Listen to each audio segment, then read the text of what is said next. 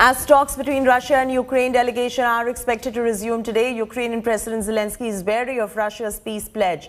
Zelensky said that signals from the peace talks are positive, but these signals do not silence the explosion of Russian shells. We see no reason to trust the words of certain representatives of a state that continues to fight for our destruction. He also added that Ukrainians are not naive people. Ukrainians have already learned during these 34 days of invasion and over the past 8 years of the war in Donbass that only a concrete result can be trusted. US President Joe Biden has also struck the same tune and said that we'll see if Russia follows through with what they're suggesting. He also said that we're going to continue to keep a close eye on what's going on. Так можна називати позитивними ті сигнали, які ми чуємо з переговорного майданчику. Але ці сигнали не заглушають розриви російських снарядів.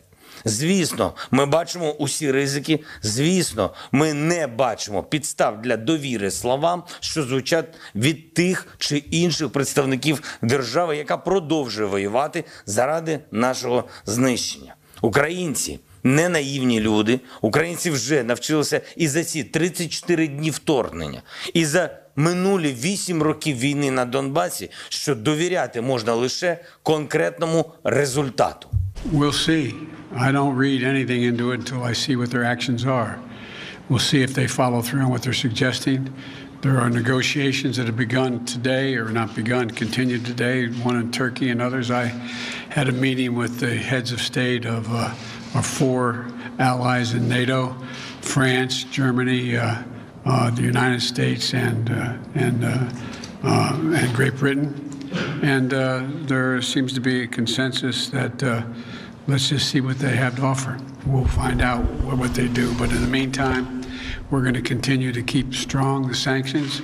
We're going to continue to provide the Ukrainian military with their capacity to defend themselves. And we're going to continue to keep a close eye on what's going on.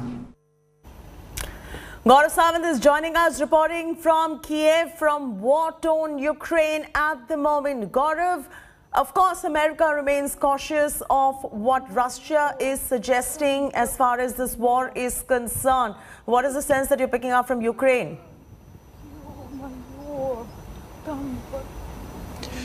Chetty, day 35 of this conflict.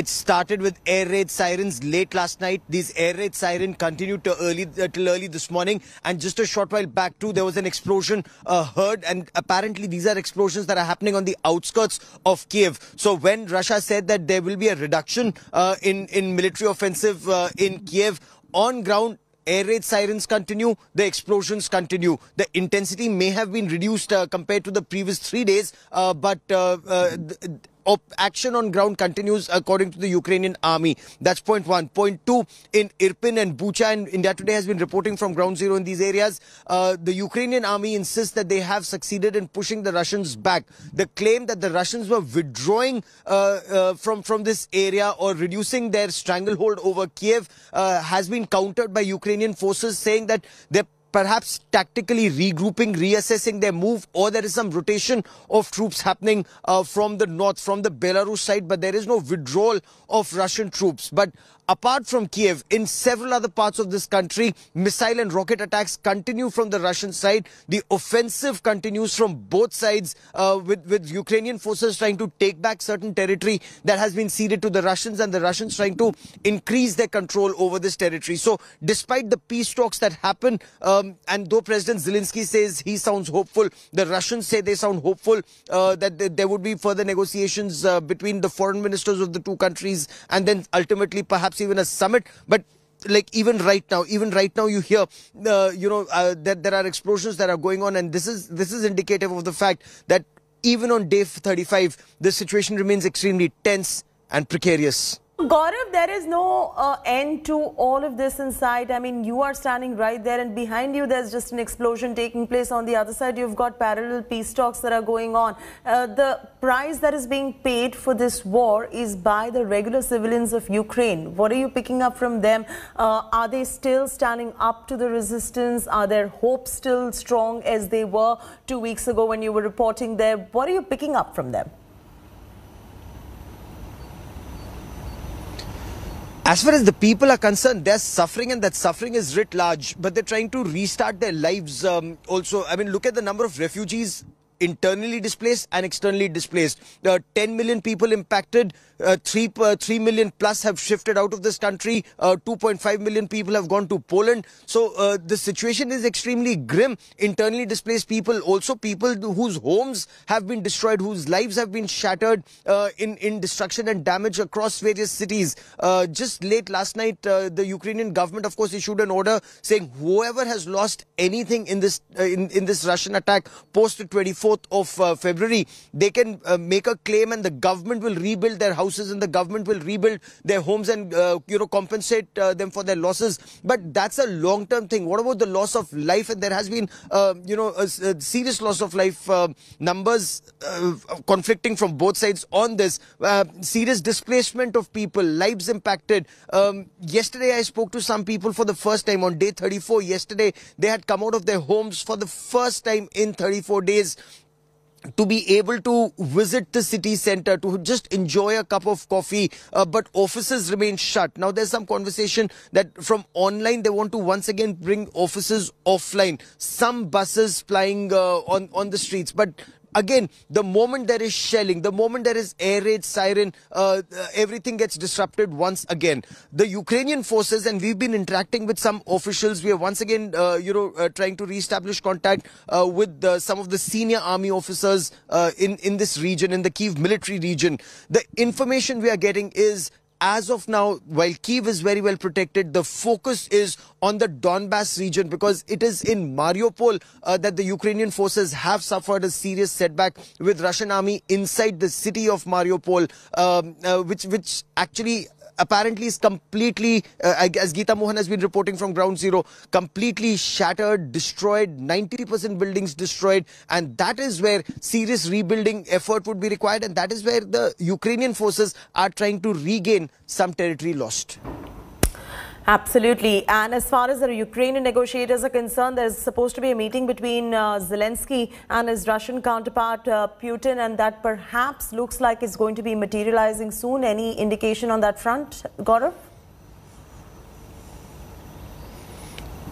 So not just as yet, Chaiti, because for the two heads of state to meet, for President Zelensky and President Putin to meet, groundwork and an agreement would have to be in place, worked out by the two foreign ministers. And that is still work in progress, considering Ukraine continues to insist on restoration of February 24 status quo, which is the Russian forces move back. The Russian forces are well and truly in control of 90% of the Donbass region, with Russian forces in Mariupol. They're in control of pockets in and around Kherson. They've cut off the Sea of Azov. They've cut off the Black Sea access to the Ukrainian forces. So all of that, will they actually cede all these gains that they've been made? Clearly unlikely. So that is where negotiations will have to be extremely strong, hard and time consuming. So a summit may take time unless there is forward movement on some of these issues of the Donbass region, of the south, and of course what ultimately happens on the North Atlantic Treaty Organization, while President Zelensky has said yes, they will remain neutral, but who then guarantees security? It cannot be US and UK. It will have to be countries that are being considered are other than US and UK. Canada could have a role, Germany could have a role, but these countries are also a part of the North Atlantic Treaty Organization. So what will be acceptable to Russia, what will not be acceptable to Russia, all of this remains work in progress. Absolutely, Gaurav, thanks so much for joining us for those details right there. You continue to stay safe, please, Gaurav. Gaurav reporting from the eye of the storm right there. Behind him are explosions as well. Our battery of reporters bringing you up to speed. Geeta Mohan also right there in Ukraine. Now, moving on, Imran Khan-led Pakistan Tehreek-e-Insaf government received a massive blow by key ally and the main coalition partner, MQM Pakistan. MQM has now joined hands with Bilawal Bhutto's Pakistan People's Party. PPP chairman Bilawal Bhutto Zardari tweeted that the united opposition and MQM have reached an agreement. The major development comes ahead of no trust vote against Imran Khan in the first week of April. The Pakistani National Assembly has a total strength of 342 members, with the majority mark being 172. The PTI-led coalition was formed with the support of 179 members, but now After MQM-P left the party, PTI is standing with 164 members in support and the opposition has 177 members of support in the National Assembly. Imran Khan has alleged that some people are trying to topple his government with the help of foreign funds.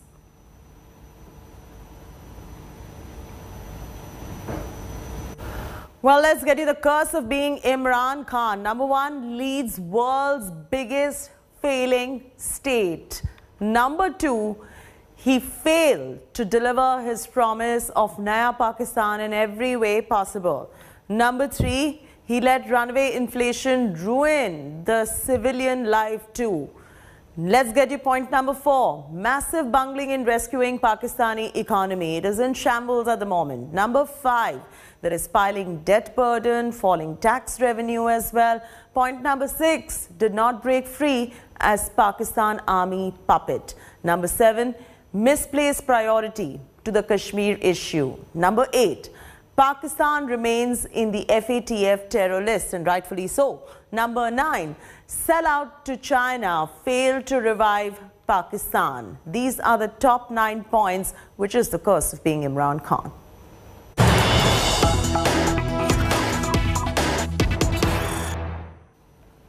Breaking news coming in: stunning CCTV footage of petrol hurled towards CRPF bunker in Sopore town. This is stunning footage that we're playing for you on your screens. A burqa-clad lady is seen throwing it. Jammu and Kashmir cops say woman has been identified and will soon be arrested. Let's get our reporters on the ground to bring us up to speed with the very latest developments. CRPF camp attack, visuals on your screens at the moment. It's a petrol bomb that's been hurled.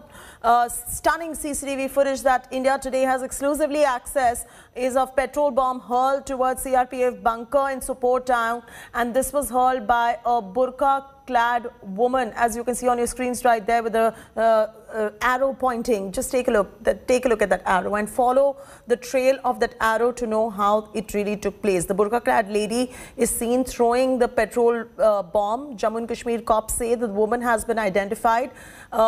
And soon they will be arresting this woman. Sir, first of all, we would like to know about the lady, because it is a very sensational case where first time we have seen a lady throwing a petrol bomb on a CRPF camp. There was no one hurt in that attack, but something very concerning for the security agencies. Incident होने के बाद Sopore police ने CC footage को analysis किया और कुछ source report ने उसे कंफर्म कर दिया। इस महिला को हम लोग पहचान लिए हैं और बहुत जल्दी इसको हम लोग अरेस्ट कर लेंगे।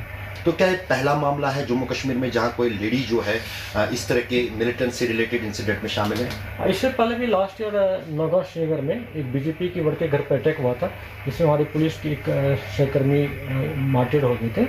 उसमें लेडी इन्वॉल्व थी, उसमें सीसी फुटेज में उसका आया था। उसके बाद में हम लोग उसमें कार्रवाई की, अरेस्ट की थी। और ये वाला दूसरा ये सोपुर वाला है, ये लेडी आइडेंटिफाई होगी, बहुत जल्दी इसको अरेस्ट कर लेंगे हम लोग।